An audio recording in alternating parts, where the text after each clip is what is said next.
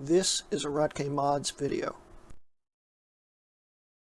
And in the first 2 quarters, we transitioned almost all of our products over to Intel. Except for one. And that is the Power Mac. Well, today, the Power Mac is going to fade into history. And here to tell us what's going to take its place is Phil Schiller. Phil? I am so excited. I get to be the very first one to introduce all of you to the brand new Mac Pro. This is the Mac that so many of our highest end customers have dreamed of. The brand new Mac Pro is going to be based on Intel's Xeon chipsets. They're 64-bit. Yes, these are great microprocessors. So this new Intel Xeon chip is an amazing processor to put into our products. But in every Mac Pro, we're going to put 2 of them. Yes. Hello, I'm Greg Rutke of Rutke Mods, and welcome to episode 2 of my Mac Pro 1,1, 2,1 series. And here is my Mac Pro 1,1 flashed and upgraded to 2,1 specs. Mac Pro, lovingly known as TwistedMac.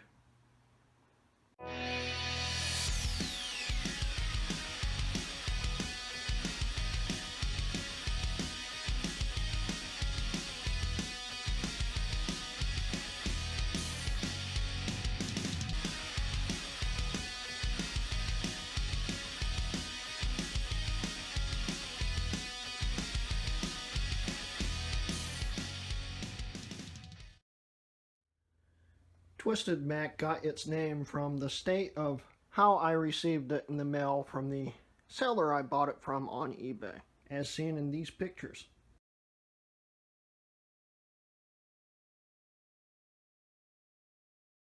As you can tell from the pictures, I've spent a lot of time bending the case back to as far as I could get it back to the original form.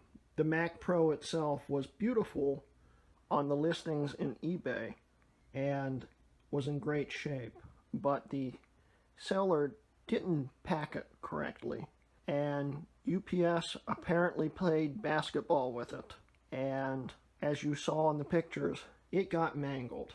The seller I bought it from was a computer recycler, and the previous owner apparently took very good care of this Mac Pro. In fact, it was upgraded a lot of its original specs, which included 2 dual-core Xeons running at 2.66 gigahertz, 2 gigabytes worth of DDR2 ECC RAM, and the GT7300 NVIDIA graphics card. The original owner had upgraded it to 8 gigabytes worth of RAM and a ATI HD 5770 Mac Edition video card.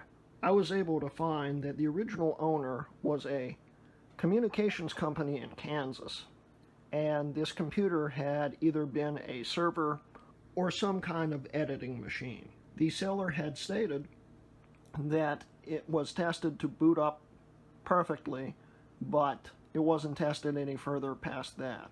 And after I received it and rebuilt the case, and also upgraded it, I soon figured out why the company from Kansas had given it to the recycler, and I'll explain that further into the video. But when it was all said and done, the computer itself that I got from the seller only cost me $139 with shipping, which is a smoking deal for any Mac that can run El Capitan. Although, of course, it does take a little hacking to do that.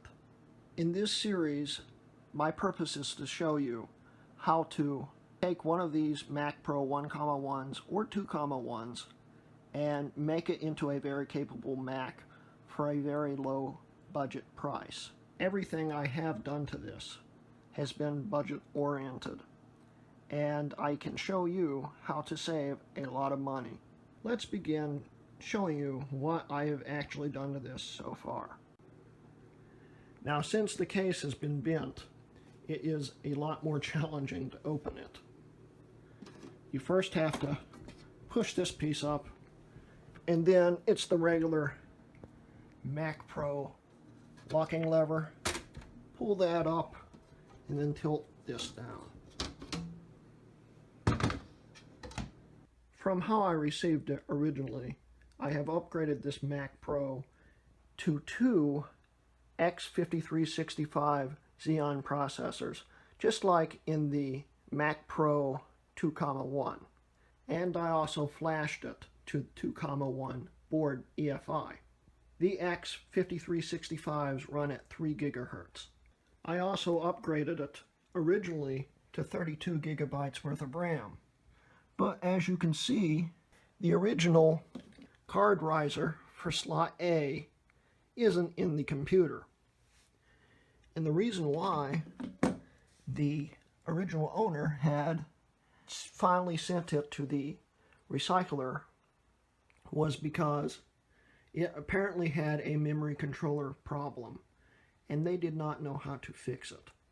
From as far as I can tell, when the system boots up, the Mac Pro goes from CPU A to slot A to CPU B to slot B. And I kept getting boot issues, crashes, and errors saying that CPU B had a problem, when in fact it was just slot A not working correctly. This was all alleviated by just removing slot A altogether. So now I have 16 gigabytes worth of RAM. I also replaced the HD 5750 with a GTX 950 FTW from EVGA. But this is just a temporary card. I want to eventually go to at least a 4 gigabyte 960 in the future. I also installed an Anatech USB 3.0 card into the back, and a Mac Vid Cards flashed GT120, which allows me to see the boot screen and control the boot also. As a side note, for the Anatech card, they claim that it will not work in Yosemite and El Capitan. They also claim that it will not work in the Mac Pro 1,1, 2,1, and they would be right if this Mac Pro was still running Lion. They're also wrong because the card works fine with Yosemite and El Capitan. They say that it's due to driver things. It isn't. It seems to work with no problem. Also with the GT120, there was reasons why I bought this. It's single slot and it does not require any extra power. So I can still expand. Also, I had to buy it from Mac Vid Cards because the official Apple card does not work with the 32-bit EFI in the 1,1, 2,1. So they have to be specially flashed to work with the 1,1, 2,1. And this is actually originally a 9500 GT, which has been flashed to a 120. And when it comes to graphics cards in any Mac Pro, the max you can, or at least should go to for power on a video card is an 8-pin with an adapter for the two 6-pins. If you go with anything bigger, you'll need an external power supply, because even though you can power a card with, let's say, a 6-pin and an 8-pin, there will be issues without an external power supply. The card itself will run more than likely with an adapter on one of these wires, but when it starts hitting peak power, it will it will shut the whole system down. I expected that to happen, but I tested my 580 in it beforehand to see what would happen, and the whole system just shut off. I also upgraded the system. It did not even have an Airport Express card, and I upgraded it to an OSXWiFi.com Airport Express card made specially for this Mac. It works with AC and it has Bluetooth 4.1 built in. Of course, this card will only work in operating systems Yosemite and newer. So in Lion, this card will not work and requires you to use an Ethernet port if you need internet access. Hard drive wise, this system came with this 250 gigabyte Western Digital drive, which I have installed into slot 3. I also installed a 300 gigabyte Maxter drive, which I've had laying around for years. For my Lion install, I actually installed it on a SSD. The reason why I did that was because the SSD is slowly dying, but it should be good enough just to run Lion. Finally, I have installed a 2 terabyte SSHD, which I will be transferring all my operating systems over to. Also, with the SSD tray, I used a NewerTech Adaptadrive adapter, which you can buy online, and it is a great way to install an SSD into your Mac. Finally, I also installed an LG Blu-ray burner to the top slot. The one problem was it's a SATA drive, and with the Mac Pro 3,1 and newer, this isn't a problem for the most part.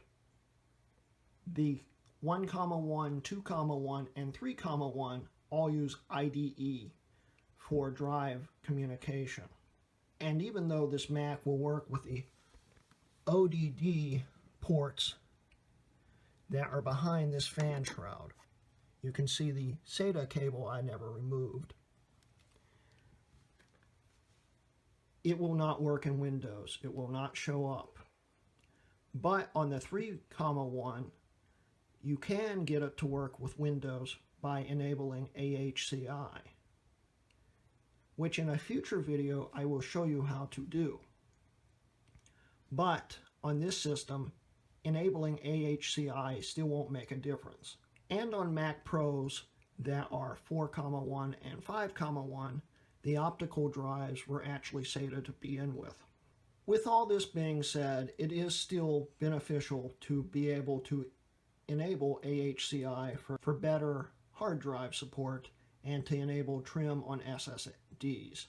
And the way I got around the optical drive not being shown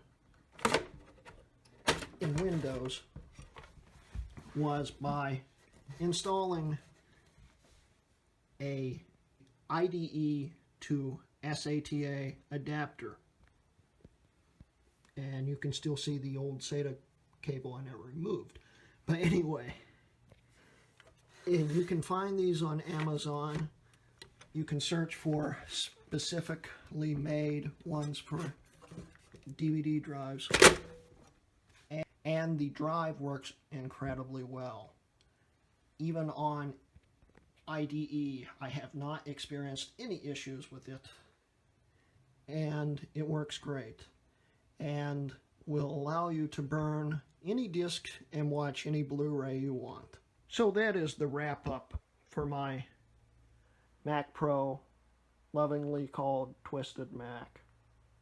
And in the next video, I will explain to you why you should consider this Mac Pro over other Macs in general, and over the next generation of Mac Pro that came after it, which is known as the 3,1.